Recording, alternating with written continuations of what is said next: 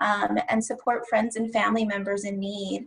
And as healthcare workers, we continue to be dedicated to the mission of caring for others through our many talents and the roles that we all fulfill. As a working mom myself, I have never been busier or stretched so thin than I have been this year. But seeing the way that healthcare has shown up for its community has been really inspirational to me. And knowing the company that I work for, HealthONE, has kept us all safe has been a real blessing. Luckily, through it all, I have been empowered to move between working at home and the office, sometimes both in the same day. And I've been given the tools to be successful doing that, which is also great.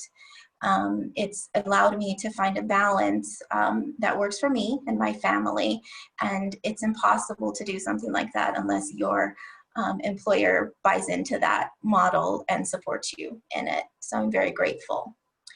I've been able to help my children in their homeschooling adventures, support my husband in his own career, which hasn't stopped this year either. And I've been able to help my elderly mom navigate some of her own healthcare issues. So I'm incredibly grateful for all of that.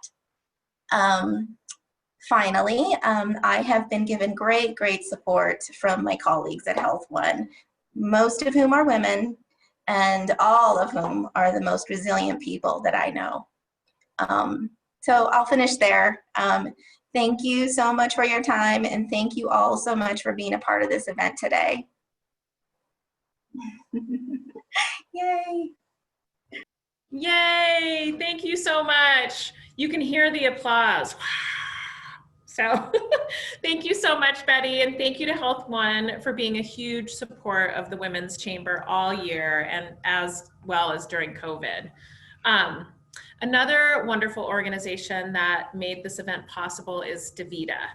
And I'm going to try and say this without getting choked up, because as our premier sponsor, I'd like to introduce Beth Perez, Vice President, Hospital Systems, CWCC board member for another couple months, as long as we can keep her, and top 25 alumni, to share a few words. And this is, you know, Beth's term is coming to an end, and she was our board chair and my hero, my shiro.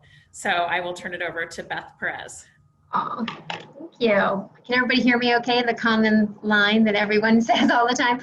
Thank you so much. That was very sweet. And I am trying not to tear up either, so we won't bring others down. But, and Betty, that was great and really hard to follow. I think what I would just want to say, for those of you who don't know DaVita, as Kristen said, DaVita's been a proud member of the Colorado Women's Chamber of Commerce for a number of years at the visionary level sponsor. We, if you don't know much about our organization, we are a kidney care healthcare company based with our world headquarters here in Denver. We're a Fortune 200 company with 70,000 what we call teammates across the country and across the world. And we really think about our organization as a community first and a company second. And I think that is just so in line with, I think, how women think about coming together in the workplace, and a lot of what I think we're going to talk about today, which is what is needed to help continue women advancing in the workplace as we're looking at the state of women today and hopefully where we want the state to be when we have this conversation next year. DaVita is, as a village, we have really always worked to strive to make sure that we are a place where we feel that all of what we call our teammates, our patients, our physicians, our care partners, and the community all feel that they belong within our organization. And I think that's another theme that we'll probably talk a little bit about today, which is the importance of feeling that you do belong in an organization to advance forward in your career. As I said, we're just thrilled to support this event today. I think it's interesting that two healthcare companies in particular wanted to support this. It's an industry where you have a lot of women, particularly in caregiving roles on what we call the front line. But as you start to work through up the ranks, where all of these organizations are trying to continue to grow their number of female leaders, but I think we all have a ways to go. And healthcare is a good example of where we're starting out with a critical mass, and how do we keep working to create an environment that women will ascend to leadership level. So I'm looking forward to a great discussion today, and I'll hand it back to you, Kristen. Thanks, Beth. Well, just let's cue virtual applause. I want to see hands in the air, like however you want to do your applause for our sponsors today. Thank you so much for making this happen. We've got a tremendous panel coming up for you. But before that, you know, I realized that this is our 4th year doing the State of Women in Business event, because it's my 4th year with the Chamber. We started this event when I started at the CWCC, and the board and I were talking about it. There wasn't really anything, there's the state of the state, there's the state of the city, which are awesome, but I hadn't seen anything out there that was an event really kind of level setting, like where are we as women in business? What are the statistics? What is it looking like? How are we really doing? And so we started this 4 years ago to start the conversation, because, you know, as we've been hearing so much, you know, there's statistics that show that, you know, we're making progress, but there's also statistics that show that we're not. And, you know, I say that this at every event, and I'm going to keep saying them until they change. But less than 1% of women-owned businesses in Colorado get over $1 million in revenue. 86% of women-owned businesses have only 1 employee, and less than 14% of us are CEOs. And so at the Women's Chamber, we want to see those change. We want Colorado to be the state in the nation for women to advance in business. And so we want to see women in the highest levels of leadership, and we want to see women-owned businesses grow. So thank you for joining us today, because we're going to talk about how to do that, even though, you know, some of the data that you're going to hear is pretty grim. We're going to talk about how to change that. And, you know, it's been quite a ride this year. I'm sure so many of you can relate that, you know, it just feels like these are such crazy times. You know, we have COVID, racial injustices like Breonna Taylor, economic damage, and of course, the death of Ruth Bader Ginsburg, which I could not stop crying on Friday. And I think that this is all just really bringing it to a clamoring halt for me. And I think that a lot of women can relate to this. It has been in the times of my life when I found myself, you know, on the floor in sheer devastation, that I began to truly experience change. And I had to transform and become innovative. And I hope for many of us leaders, we're going to use this time to find our innovation, find our creativity, and show the world what support, empathy, empowerment, and leadership looks like through the lenses of women leaders. And it feels like each day there's something new. It ultimately comes down to the fact that systems clearly need to be changed, but somehow they still don't. And I want to scream from the hilltop words that'll help, or something that helps make sense of it all. I found myself on social media and social groups that I'm a part of. I try and type something that I feel like makes sense, or something that will make people feel better.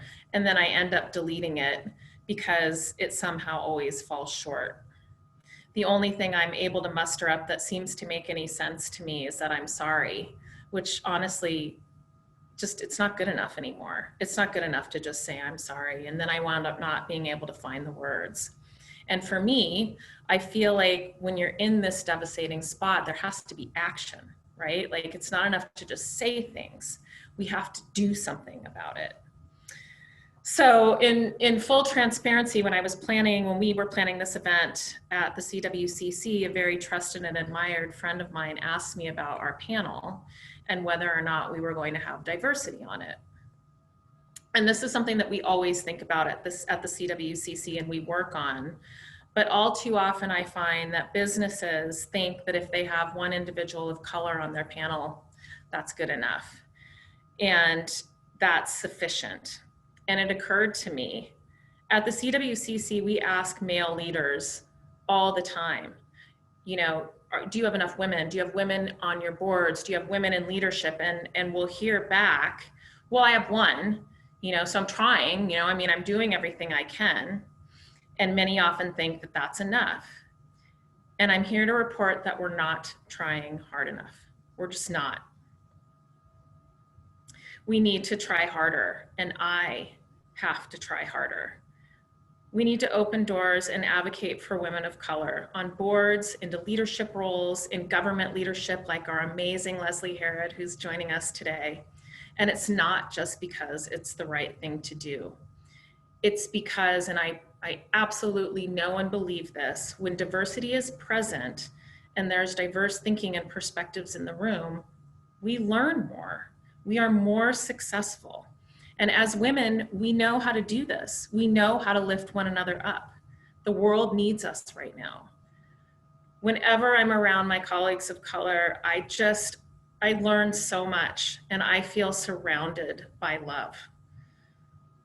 I'm continually in awe every time I'm surrounded by them. I was talking to my amazing colleagues, my female colleagues at the Black and Asian chambers. And I was mentioning that, you know, one of the issues that we have at the women's chamber is oftentimes I hear from our business owners, well, and I hear this from career women too. If I grow my career, I'm so worried because I'm going to be held back from, you know, my family duties, or, you know, how am I going to, you know, be there for my husband or my kids? And it was interesting, the responses that I received, you know, from Lee at the Black Chamber. She's like, that's actually the opposite of what I hear. I hear that they want to grow so that they can be more for their families. And I heard from Fran Campbell at the Asian Chamber, no, I don't really hear that at all. I hear often that they want their children with them at work and they want them in their businesses. And so we figure out how to make that happen for them.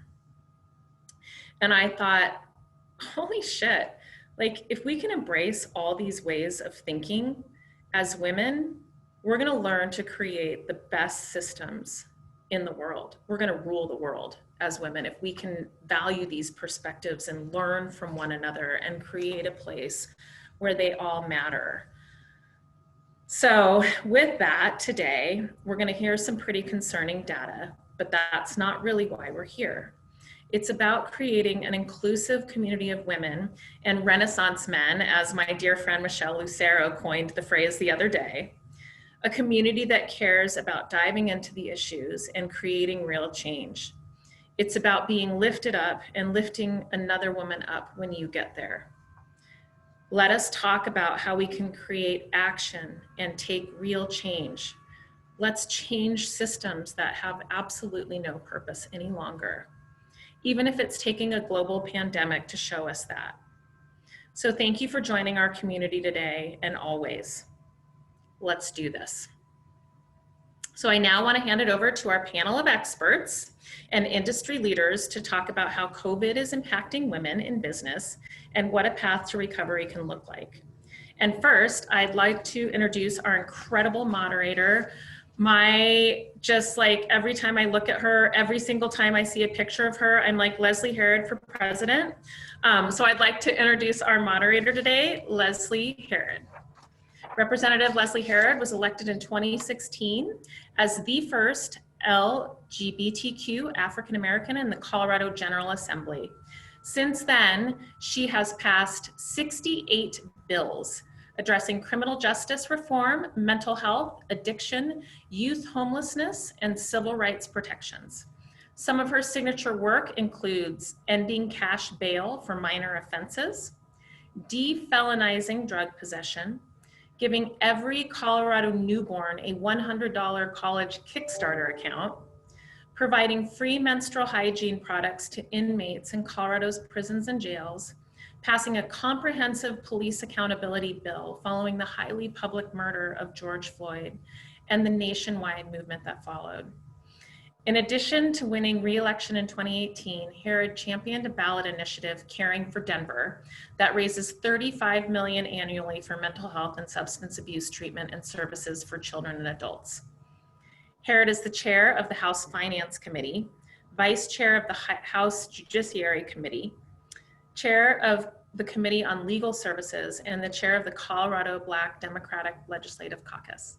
Welcome, Leslie, and to all of our panelists. Oh, thank you so much for having me. Oh, our fearless leader, Ms. Blessman, running things. I just saw you on my TV at noon. You did such a great job. It's such a proud honor to know you and call you my friend. Well, it's great to be here with all of you today and to be a part of this important discussion on how COVID has and continues to impact women in business. I highly encourage everyone to take notes on how the pandemic has affected you personally and professionally. Be prepared to discuss and share ideas for change in the mastermind breakouts that are following this panel. All right, so let's meet our amazing panelists. I'm actually so excited to hear from you all because I have a sneaking suspicion you're gonna fill my plate with legislative ideas as well. So just know that I'm taking notes too. All right, first up, we got two more of my good friends, and I don't know. I mean, there's not enough I could say about Simone Ross and Jenna Santy, some of my bestest friends. They're the founders of S&V Partners, a company dedicated to being a catalyst for workforce equity issues and facilitating courageous allyship in the corporate world. Between the two of them, they have 6 degrees, including 4 advanced degrees and a PhD. I'm just gonna be a part of that group so that they can say that when they introduce me too, as one of the 6, even though they have them all. They will be sharing info with us on how to frame our conversation and the different themes touched by a discussion on women, work, and the pandemic. So, hey Simone, hey Jenna, thanks for being with us. We also have Debbie Brown. Debbie serves as the president of the Colorado Business Roundtable, a public policy organization composed of executives from some of Colorado's largest employers. COBRA engages with elected leaders, like myself, business leaders, and other strategic allies to improve the business climate in our state by, this is my favorite part, by unapologetically amplifying the voice of business. COBRA is the state affiliate of the National Business Roundtable based in Washington, D.C. Debbie also serves as the CWCC's board of directors and chairs their public policy committee. Good to see you, Debbie. All right, then we've got Jessica, is it Muhlenberg? Jessica is the vice president of global benefits and mobility for VF Corporation, one of Denver's newest friends in our community, and one of the world's largest apparel, footwear, and accessories companies with nearly 50,000 associates across more than 12 brands, including Vans, North Face, Timberland, Dickies, and Smartwool. I love all these companies. All right, then we have Kristen Strom. Kristin is the leading voice for free enterprise and economic opportunity in Colorado, with a career spanning small business, public policy, and philanthropy. She serves as the president and CEO of the Common Sense Institute, a nonpartisan research organization dedicated to the protection and promotion of Colorado's economy. All right, and finally, last but not least, we have Monique Aragon. Monique is an economist at the Colorado Department of Labor and Employment. She has a master's degree in economics from the University of Colorado at Denver and specializes in research related to the labor market as well as labor force data production. Monique is a Colorado native and enjoys hiking, running, canoeing, and traveling. I love that. Thanks for joining us. All right, so this is a pretty amazing lineup. So we're just gonna get right into it. Jenna and Simone, I'm gonna start with you. Let's learn about data and themes regarding women and work and the pandemic. Awesome. Thank you so much, Leslie. It's so good to see you. My dog is down here somewhere waiting to play with Quentin. Yes, it'll happen soon. It's happening. I'd also like to say Simone and I are ready with our t-shirt statements. Mine says, raise some heck. Okay, girl. And I have RBG on my shirt. I will put the link in the chat where you can get it because it actually is a shirt for a cause. So I'll put in the link where you too can get your RBG shirt. I love it. So we just wanted to do a little representing in that way. Thanks for humoring us. And if you have a statement shirt to share, we would love to see that along the way at some point. S&V Partners is really about approaching a few issues related to women, to different groups of people in the workplace with a bit of a fresh perspective. And it's in that perspective that we also want to mention the fact that when it comes to thinking about women, COVID, as Kristin alluded to, this whole pandemic is in of itself a lens.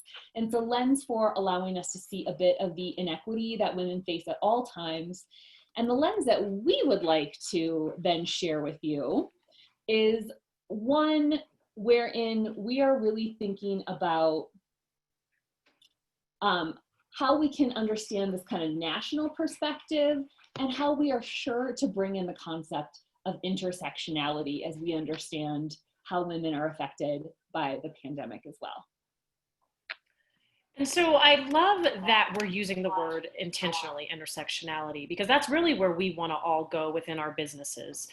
Past DE&I, we're not checking boxes, we're creating intersectional workforces. And what that means is that we are overlapping the different aspects of social and political identity that contribute to the unique experiences of discrimination or privilege.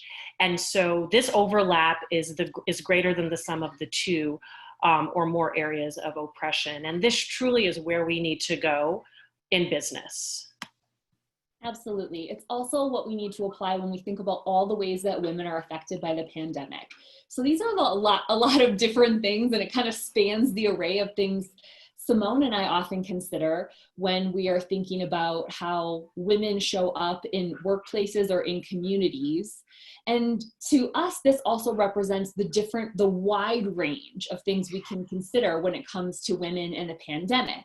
Now, of course, for our purposes, we're focusing on, the state of women in business. So that means focusing on a few of these areas that surround, maybe they're tangential to leadership, but they certainly include work and care work. Those areas are occupational segregation, wealth, wages, professional opportunity, and something called multiple role conflict. We want to spend the next 2 minutes giving you a little overview of each of those things.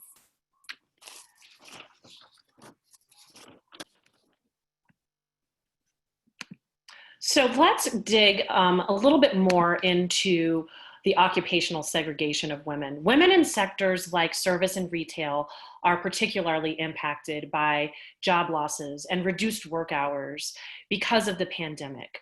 As we see in this graphic, women, and in particular women of color, are a majority of these industries. Women also make up a majority of the healthcare industry. So they are the frontline workers in the pandemic. And let's also consider that these jobs are not necessarily well paying. Women hold 83% of healthcare jobs, paying less than $30,000 a year. And half of that is women of color.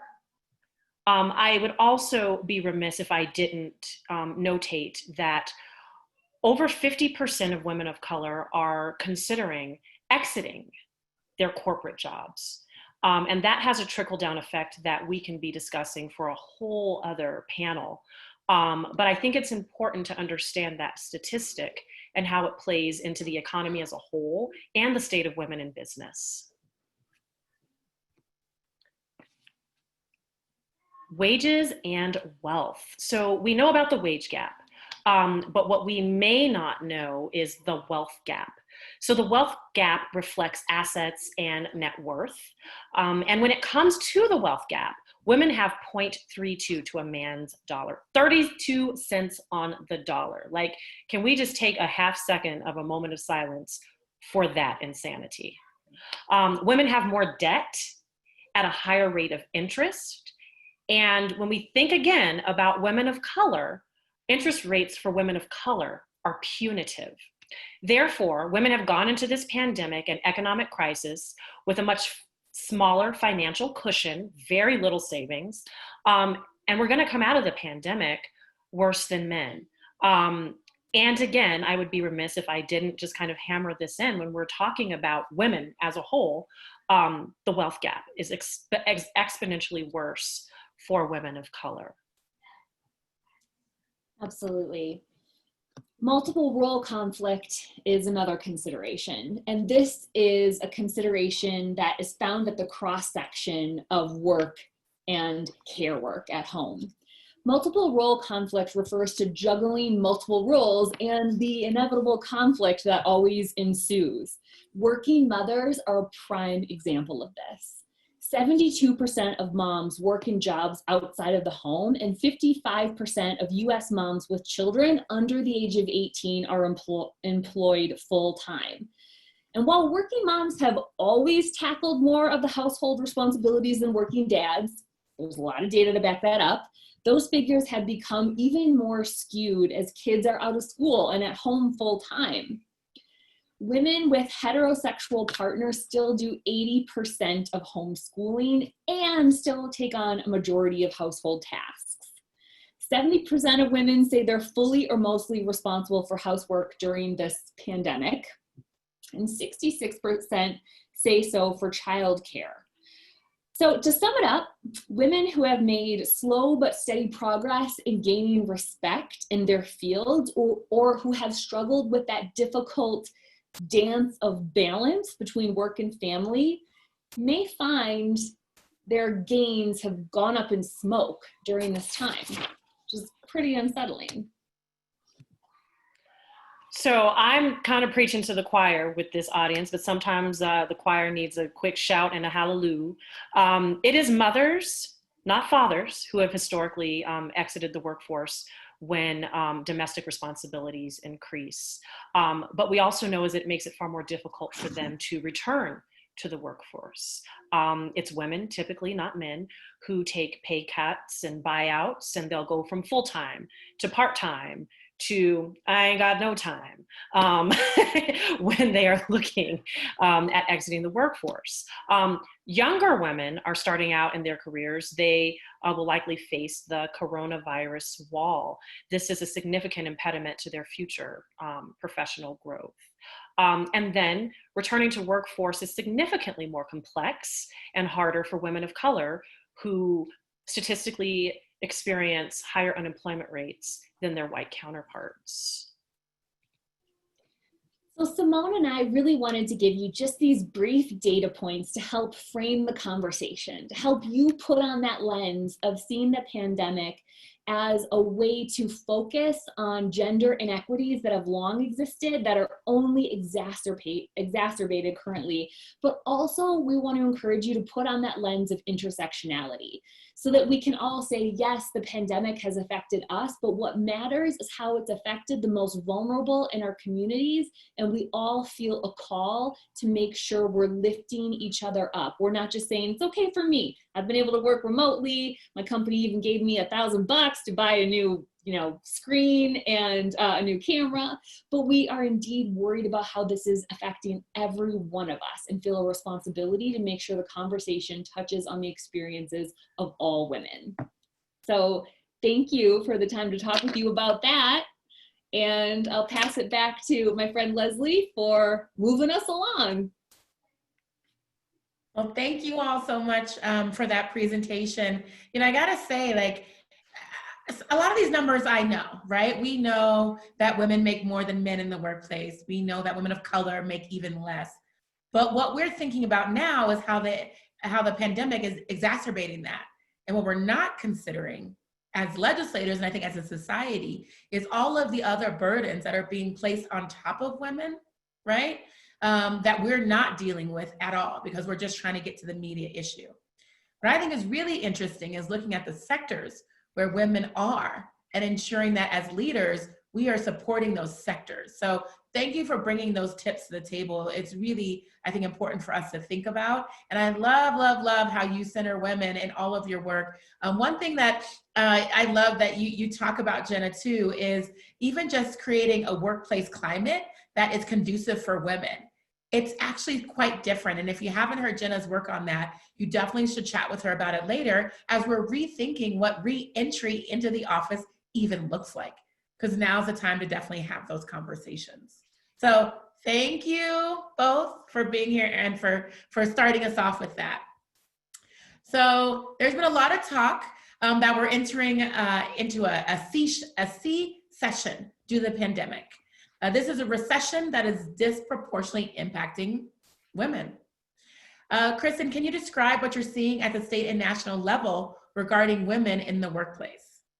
Sure, and thanks Representative Herrod for all of your leadership and service. I just want to give you a quick shout out. I know the last few months, the last year, as somebody who is serving your community in our state has been especially trying. So thanks so much for all that you've done and do for women. We really appreciate it. Thank you. How many of you have heard of this she session phenomenon that's out there? Just quick show of hands. I kind of can scroll up and down and see you. Not a lot of people. Well, nationally and locally, economists the last few months have dubbed this recession that we're in the she session. As our first speaker said, that's because this is disproportionately impacting women. And for a generation, women have made tremendous gains in the workplace. I don't need to tell this group that today. In 1958, women made up less than 1/3 of the workforce. It took over 30 years for us to reach 45% of the total workforce.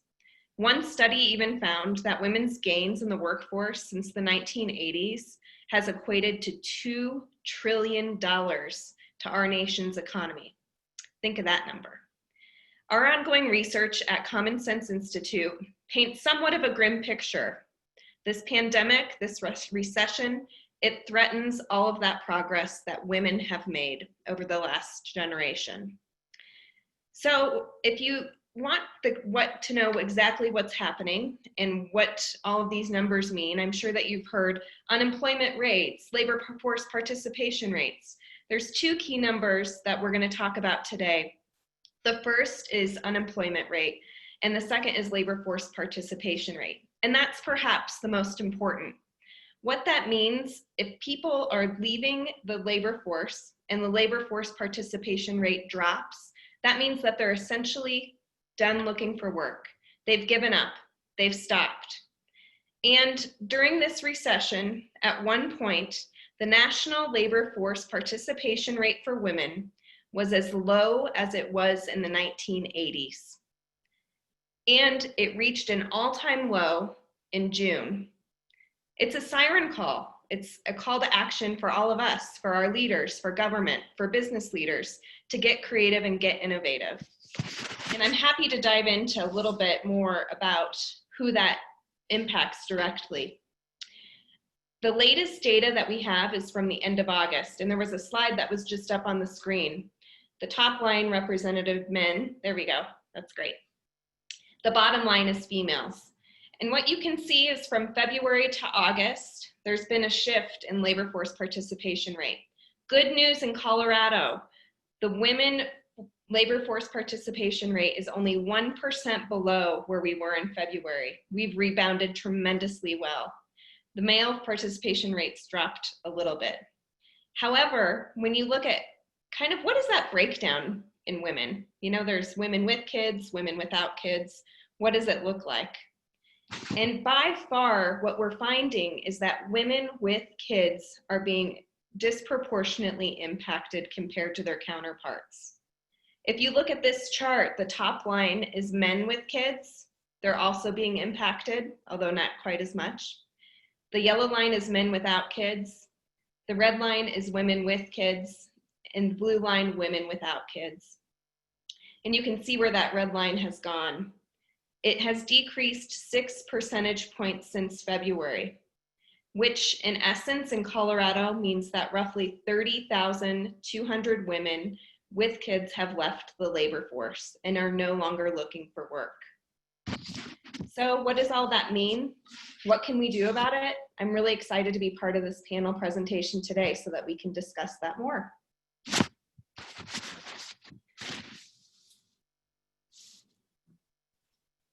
Thank you so much. I appreciate it, and it's good to see you. And you know, you reminded me too that you got to be authentic in where you are right now. And so myself, I'm definitely having a pretty rough day.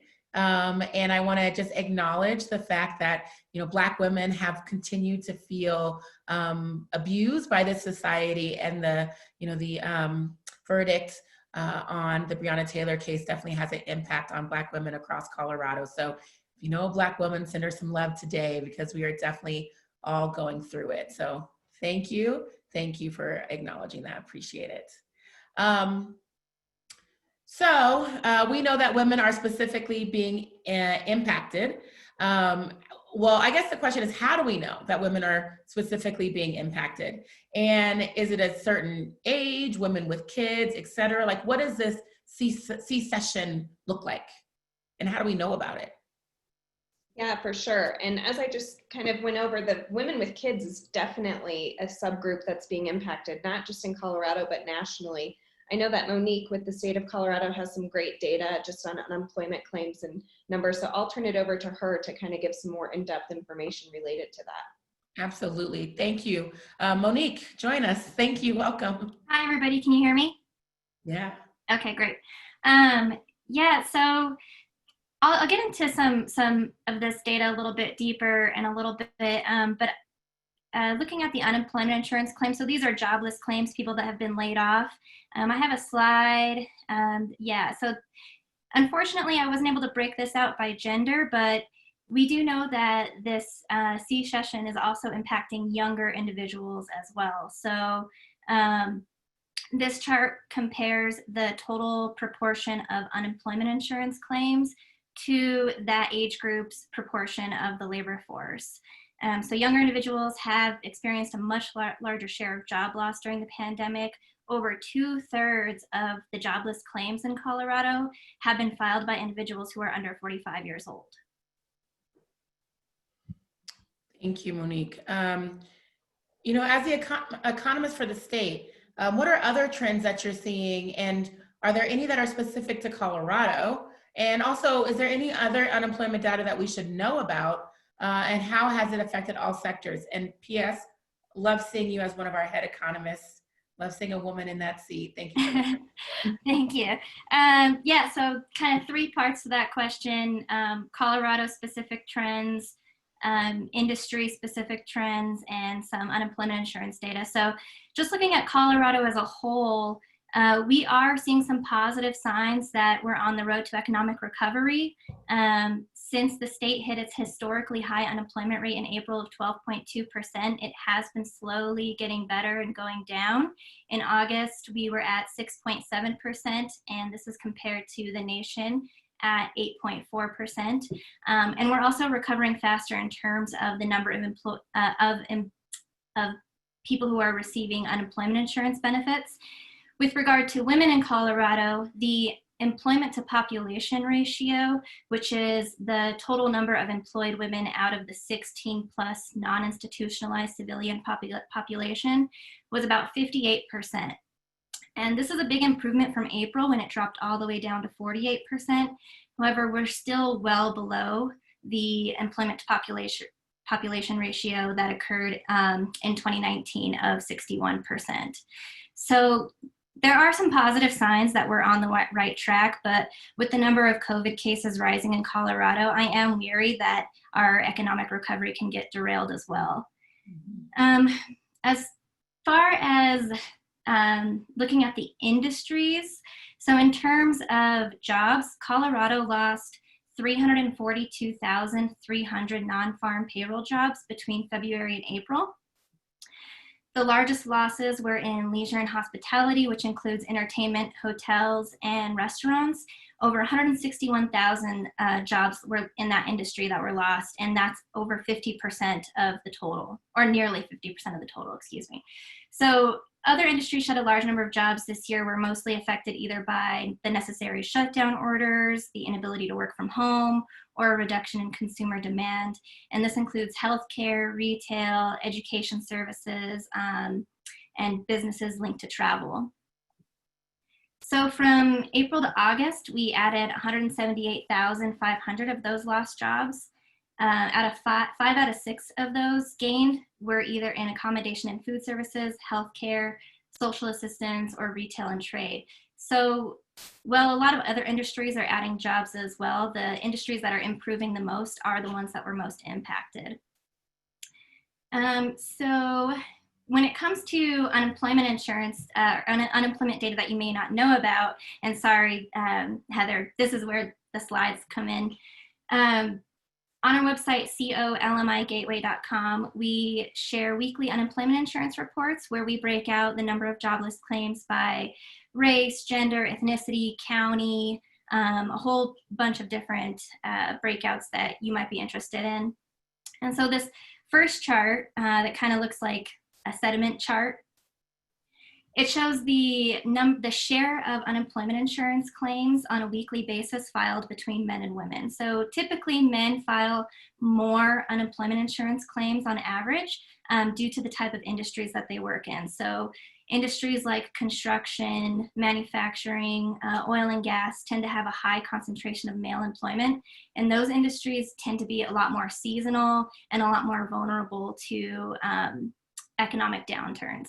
However, with the pandemic, as we see beginning in March, we see this sort of dip in the share of unemployment insurance claims and then this sort of continued higher proportion for women filing claims. And the next slide, we kind of break this out by industry.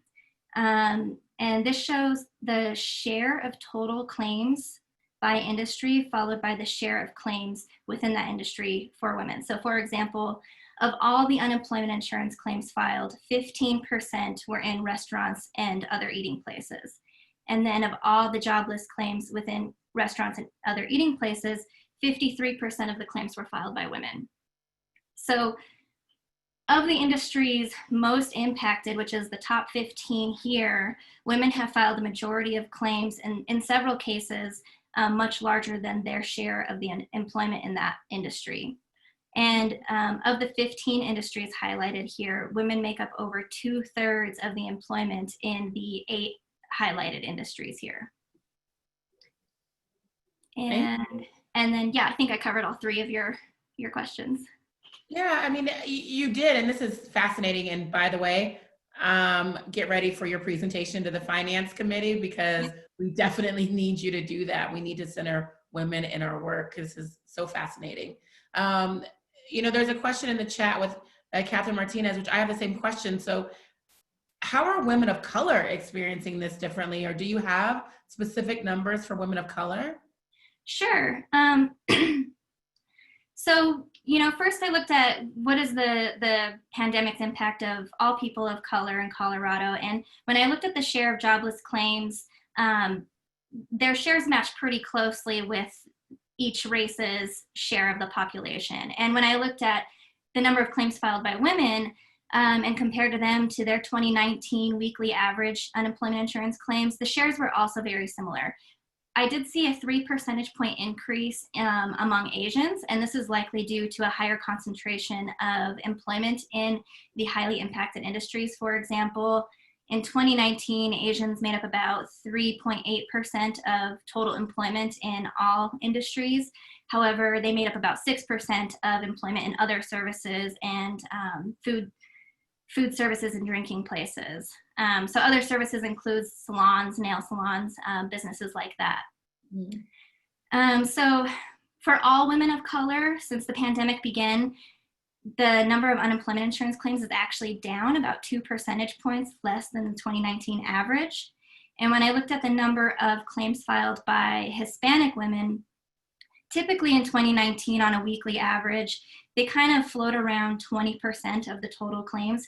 However, we saw this fall at the beginning of the pandemic to 16%. That's kind of counterintuitive. Like why would unemployment insurance claims fall among Hispanic women? And some of the possible theories I think that could explain that, or, you know, and not just among Hispanic women, but all women of color, is that they might be more likely to have jobs that are essential or potentially higher risk. Also, if they voluntarily left their job to, you know, for childcare needs or to take care of the home, that wouldn't be captured in this data because these are just layoffs, not voluntary quits. Additionally, they may have a job that's not covered under unemployment insurance, so we wouldn't be capturing them here either. And lastly, this data doesn't fully capture if hours are reduced. Mm-hmm. And that's really interesting. So, I mean, you know, people think racial justice issues are working on things like policing, but quite frankly, it's working on lifting up these sectors too.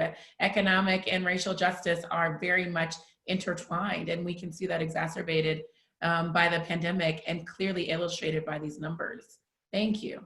All right, so the other small business owners on the panel, weigh in. How is COVID impacting you? Let's start with Debbie. All right, thank you. Thank you, Representative Herrod, for being on today and being a part of this panel. And great to be with you all. I've been a small business owner for 25 years, but my role now is as president of Colorado Business Roundtable, which represents a lot of larger employers. But as you can probably guess, we're all interconnected. All of these large employers have deep supply chains that affect lots of businesses here in Colorado, and definitely are affected. And I think what we've seen from some of the data that every sector is affected differently. I represent some companies that are in technology and broadband, for example. Like, they can't work fast enough to help solve some of the issues we might have on making sure remote learning is possible, remote work is possible. They're incredibly busy. Where other sectors, of course, like we've seen in the data, hospitality and tourism are the ones that are most affected by how consumers are changing their spending habits during this economic slowdown. So I think what I would probably say is what's interesting about some of the companies that are part of Colorado Business Roundtable is disruption also brings opportunity. And there's a chance for these companies to figure out how to pivot and change and rethink how they handle everything from protection of employees to realigning supply chains to understanding what opportunities they might be able to deliver on in the future. And so and even higher ed, academia, community, there's all, everyone is pivoting. But I agree completely with the panel on workforce is the number one issue to figure out how to make sure workforce is able to come back to work. And even some of these larger businesses will tell me that if they don't have their talent able to come in or feel comfortable being able to retool their home environment while they're caring for children or also directing educational needs of children, then businesses will never fully be able to revitalize the economy like we need. So I'm in full agreement that I think workforce is the primary issue for sure. And I look forward to, I think we have a couple questions later on kind of opportunities to look forward to. And Kristin knows I'm the optimist, eternal optimist, probably on where I think we're going in terms of the state. Yeah. Thank you, Debbie. Good to see you. Simone and Kristin, anything you want to jump in with as small business owners to how COVID is affecting you personally and moms? This is hard. This is really hard because it doesn't stop. And so I would also encourage us to really delve into opportunities for support from a mental health standpoint, because I think that that's also something that is oftentimes left out of the conversation between the isolation that COVID has kind of given everybody, especially being a small business owner, because as an entrepreneur, really sometimes it's like your mental health against the world every single day on a good day. And so I think that that's also something that we really need to do a better job of exploring and having conversations about and creating safe spaces. And then definitely, I know CWCC has done a phenomenal job of having dialogues about this impact on women in childcare. But I think we also need to have our eyes peeled because this is now increasing the gap between the haves and the have-nots. As we look at the next generation of kids, because there are some of us that are privileged to have different levels of support while we're doing homeschooling. But I guarantee you this morning, during online learning, there were several 5-year-olds home alone because their parents just have to get to work or they don't have internet access. And so we got to start taking care of that piece as well. Yeah, absolutely. Thank you so much. And I know we're actually running pretty tight on time. So I'm going to ask a couple more questions and then we're going to break out into panels. But I think what you hit on is really important. So something we've all have in common is that our new work-life balance and our environments have really changed. I don't even know if you all had work-life balance before. I know I think it's a bit of a fallacy, but now it's really different. So I'm interested to hear how large organizations are adapting to this new work environment and what they're doing to retain and engage their employees in order to feel supported. You know, VF Corporation moved their headquarters to Denver recently, and most of their brands, I'm sure, there are a lot of benefits on the side from the company that the company must have done for their employees. Just as the company is getting more integrated here in Denver, we experienced the pandemic. So how is a company like VF Corp taking into consideration all of these variables, and how are their employees dealing with this? Are there any unique benefits that you've had to put together because of the pandemic to support your employees? Well, first, let me say that I very much appreciate the opportunity to join the panel today and talk about this topic. I sometimes think to myself that, you know, it doesn't feel like this all started 6 months ago. It feels like it's gone on for a lot longer than that. And I think we all have to be prepared, unfortunately, for a longer haul. The first thing I guess I would say is that VF in general just remains committed to having a people first strategy.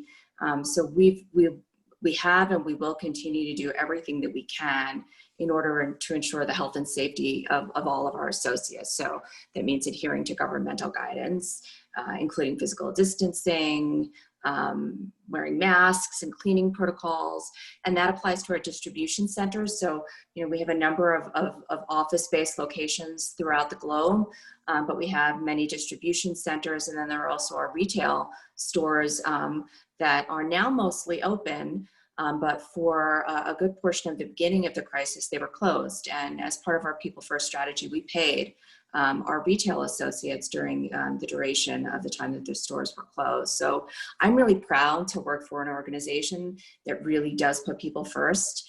And as we've been inviting our office-based associates to return, we've been doing it in waves, and those vary by location. We've been extremely sensitive to the ongoing challenges of balancing work and home. And we have, from our CEO down, expressed that we will be very, very flexible in terms of allowing associates to decide how best to manage their work and family commitments. So we've assured our associates that, you know, they're not going to have to choose between work and home, and whether that be childcare or elder care or other things, and that all associates are going to have the opportunity to continue to work from home, even if their office is open, if they have a need. And so we've been engaging our managers with empathy training. We're just kicking that off this week to help them support their associates who are dealing with these challenges and really making sure that we reinforce this flexibility. So that's just from an overall perspective. And from a benefit perspective in the US, we've really been looking at what we already have and trying to promote those more effectively. Those are the kinds of things that you don't sometimes remember that you have access to until you need it. And then also looking for other opportunities to support our associates where it makes sense. So we've been promoting the heck out of our EAP, which has a lot of no-cost resources to support associates' well-being. And we've actually tapped into them to host global webinars twice a month on topics like caring from a distance. We have a lot of people who can't, you know, be with family and travel to see them to ensure how they're doing. And that's a big challenge for folks as well. A lot of that falls on women coping with uncertainty, dealing with anxiety. And we've gotten really positive feedback and participation globally from those webinars. We've been leveraging our relationship with Bright Horizons, which we had added last year along with the relocation to Denver to provide backup in child and elder care, but also they've got discounted tutors, nannies, pet sitters, even back to school advice.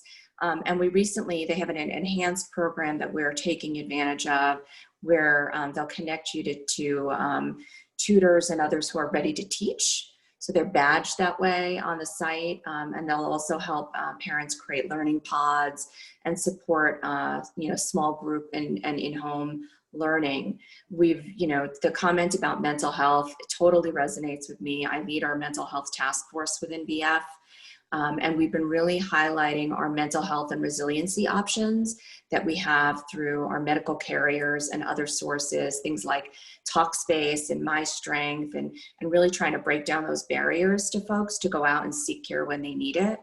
And then one of the things that was a new thing that we did, we created a new program to support our associates with school-age children by repurposing 500 end-of-life laptops and made them available to their associates and families in our distribution centers, our call centers, and our retail locations, because we know not all families have the ability to provide that to their children, and not all school districts, even those who had originally wanted to, were able to provide them because of backlogs within some of the vendors that they had sourced. And we wanted to make sure it was important for kids to get back to learning when school did start, and in whatever form that was taking place. And that has been really successful. We sold out all of our laptops within the first couple of days, and I expect we're gonna continue that program in the future.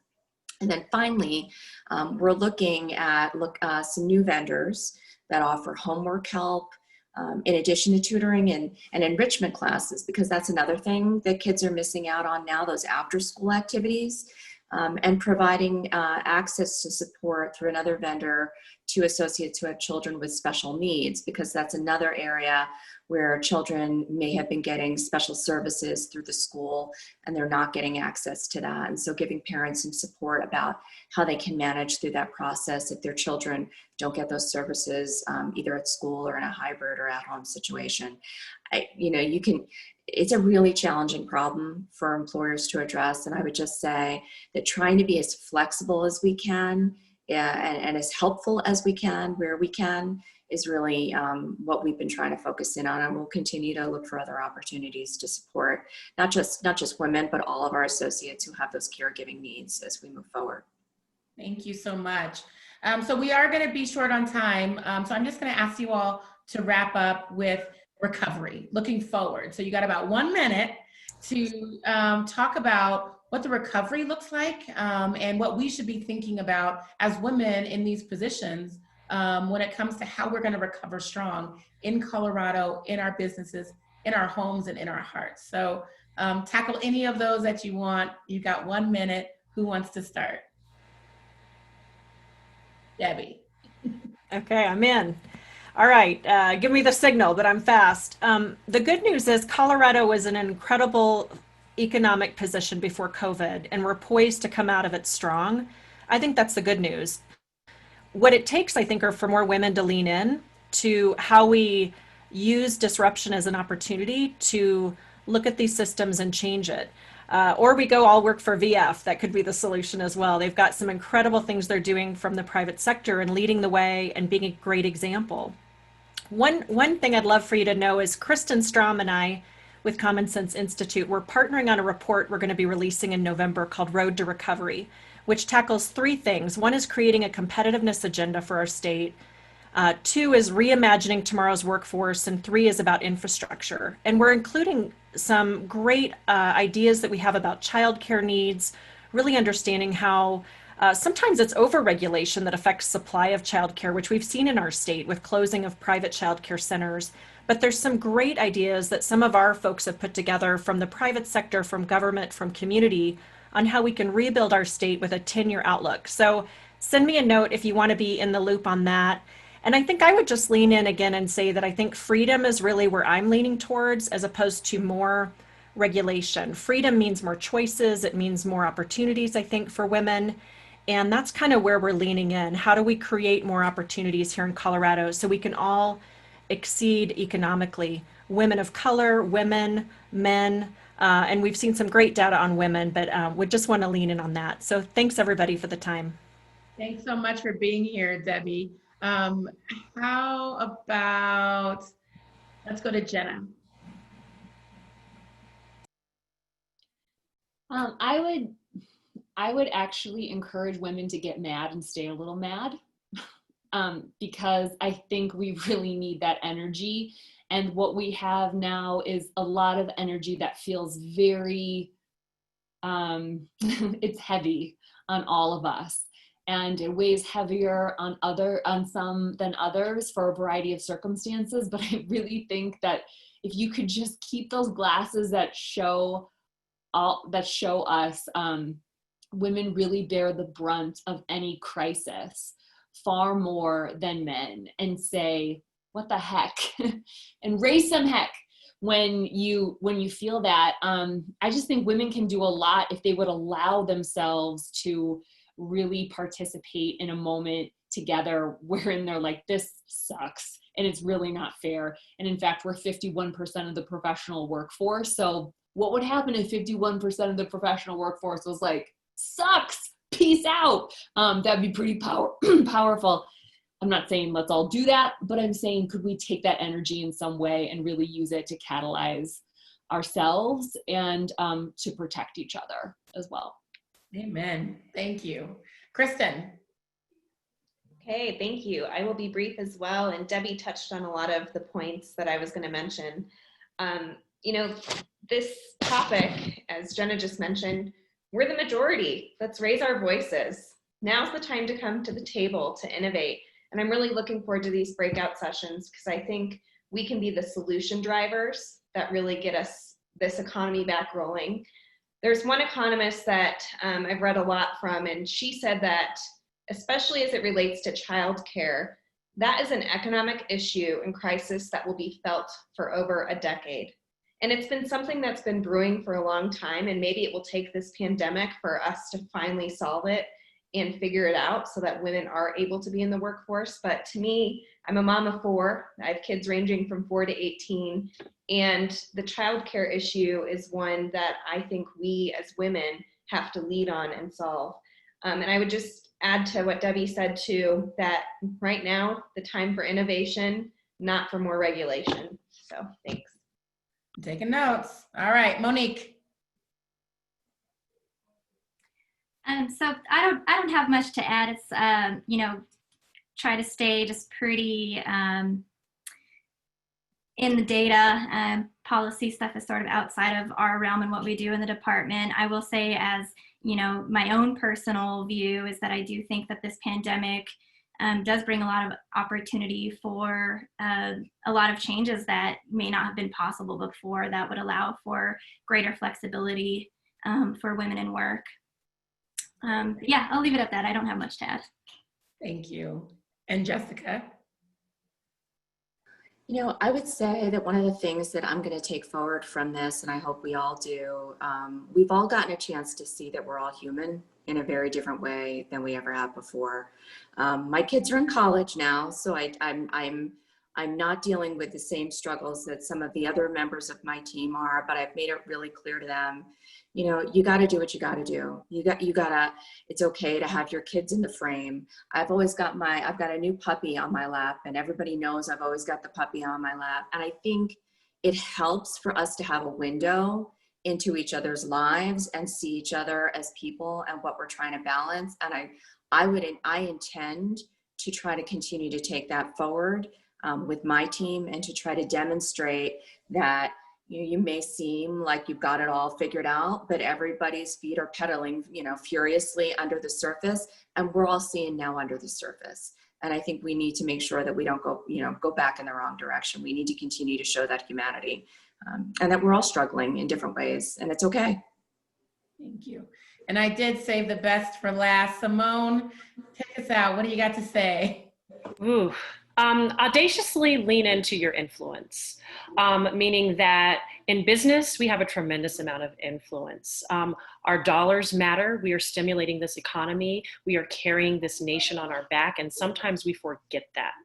And so audaciously lean into your power of influence as women. My beloveds, white women, do not forget to elevate the voices of BIPOC women. Oftentimes, especially in this great city of Denver, we are not the majority, and sometimes you have access to a room that we do not have access to, but that does not invalidate our voice, nor does it invalidate our experience. And so if you have an opportunity to elevate the voice of a woman of color who can add tremendous value to whatever you're doing, whatever your big idea is, whatever you're planning, elevate those voices and be audacious about it. I knew it. Thank you so much. This whole panel has been quite phenomenal. I've learned so much from you all. I know in the comments people want more data, so if you can email that out, we'll make sure to get that to the group. And the information you shared is just so important. You are all assets to the Colorado economy and to our communities right now. We need you to stay in the game. You need to tell me what I need to do so you can do your job better, but let's continue to support each other. That's what matters the most. So I hope you learned something that you can take back to your team, to your business, and I hope this gave you ideas onto how to move forward. So I'm gonna go ahead and pass it back to Kristen for the breakouts. Thanks so much for having me. Woohoo! Oh my gosh, Leslie, panelists, holy cow. I've got some serious girl crushes right now. Those are some freaking smart women. Charts and graphs and like, oh my God, that's amazing. Thank you, Leslie. Thank you to all the panelists. That was so great. There was a lot discussed on the panel, and I know there's some questions too on Leslie's picture. I mean, really, she needs to be, look at her. God, she's rocking. Anyway, I know there's a lot of questions in the chat room. We will send out an email post-event. We're going to give you all the data, links in here. There's so much great information because there's so many smart, amazing women on this call. I feel like we could go on for hours, but now we want to learn from you, our guests. It's time to go into Mastermind Breakouts, facilitated by a top 25 most powerful women in business alumni, as well as our sponsor and panelists. Thank you so much. I just want to do a call out to our top 25 women that are on the call today. They did not hesitate to say yes to be a part of this organization and part of this conversation. Thank you so much to Kathy Lucas with Metro State University Denver, Stephanie Donner, Vote at Home Institute, Michelle Lucero with Children's Hospital Colorado, Sally Hallingstad with Whiting Petroleum, Heidi Williams with the Attorney General's Office, Jan Kuhlman, the Mayor, City of Thornton, Whiting Petroleum, Sumana Nalapti, Dish, Lindy Eichenbaum-Lent, Rose Community Foundation, Chantel Taylor with UC Health, and Kim Binfester with the Colorado Department of Healthcare Policy. Thank you all. I'll see you back in a short minute. We'll go into breakouts because we want to hear from you all. Thank you.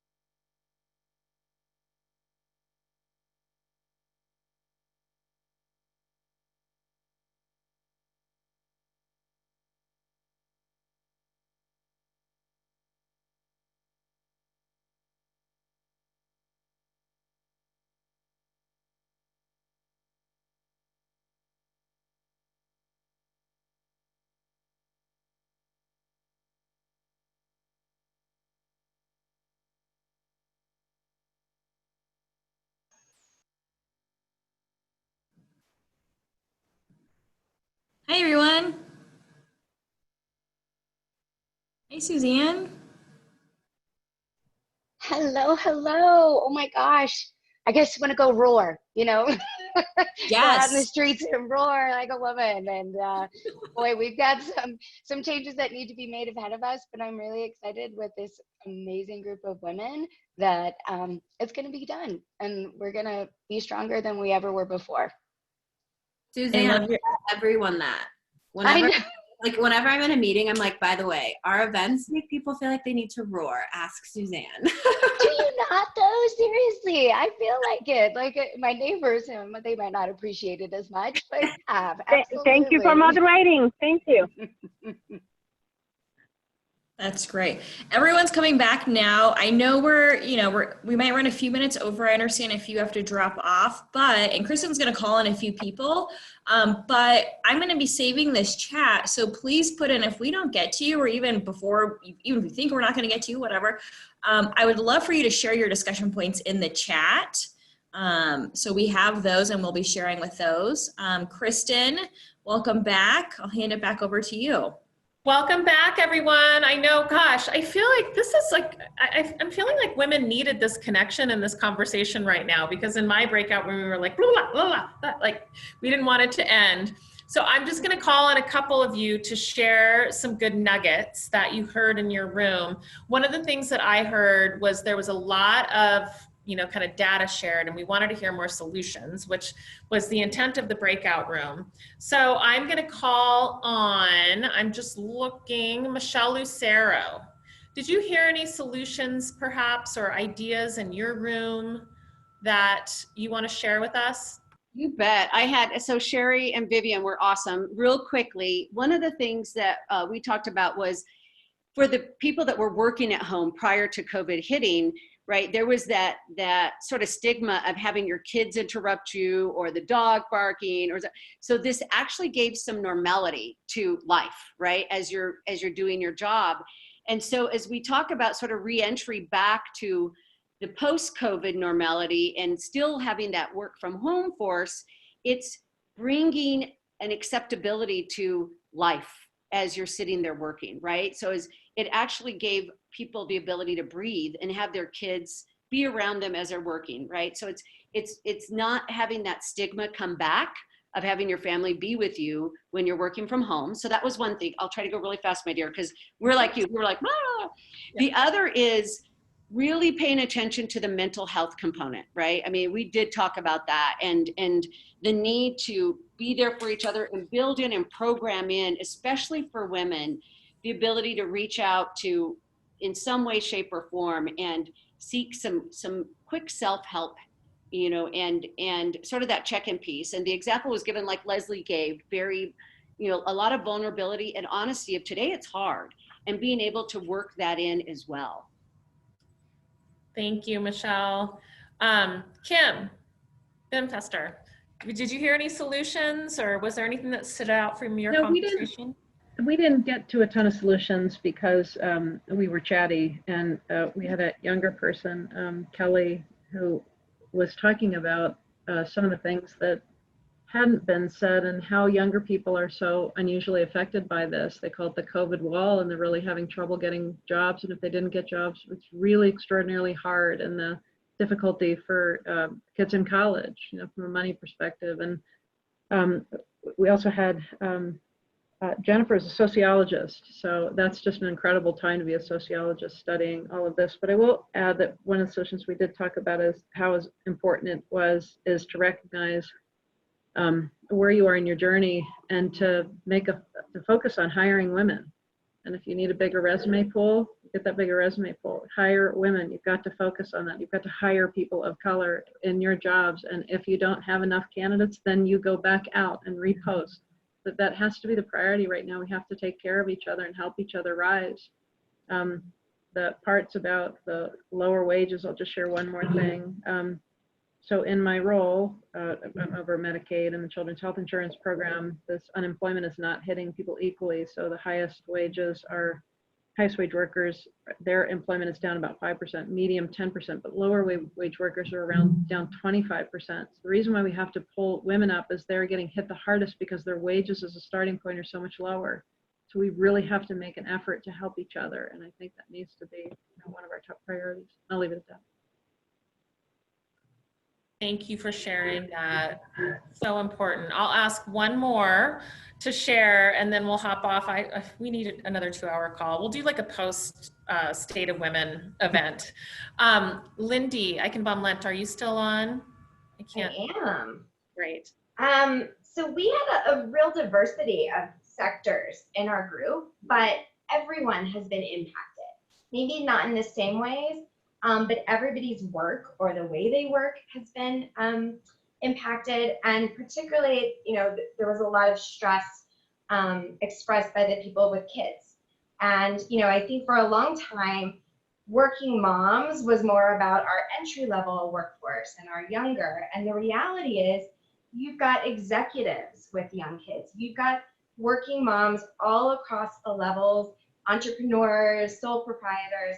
And so really these issues and challenges existed before COVID, but I think there's hope that maybe through this and maybe the issue being elevated, we can come to some solutions. We didn't get to solutions in our conversation, but it was clearly a pain point. But the biggest theme that really came out was about mental health. The data is important across the board, but underneath all of this, mental health isn't being prioritized enough, was the feeling, and that working women are running, I'm going to quote Marina from our group, running on surge capacity without pause. And so knowing that's not sustainable, and that might be driving some of the numbers of women coming out of the workforce, how can we address mental health and self-care? Because it's never been the strong suit of working women. Thank you. And thank you to all of our top 25 women for agreeing to host, to our panelists, to our sponsors, to all of you for sharing your knowledge. If you haven't yet, please post in the chat because we're going to share it and we'll make it pretty. Heather, Morgan, and Libby are like, yeah, thanks, Kristen. We'll do our best to make it look pretty and send it back out to you. Thank you for attending today. I want to do a special shout out again to HealthONE and DaVita, but our board of directors for their continued support of our mission. We have our governing board, we have a young professionals board, we have a small business advisory board. Thank you for all of your support and the time that you spend to make this organization great. Our amazing speakers for their time and expertise. Our top 25 alumni and all of you, thanks for being part of the change. Have a great night.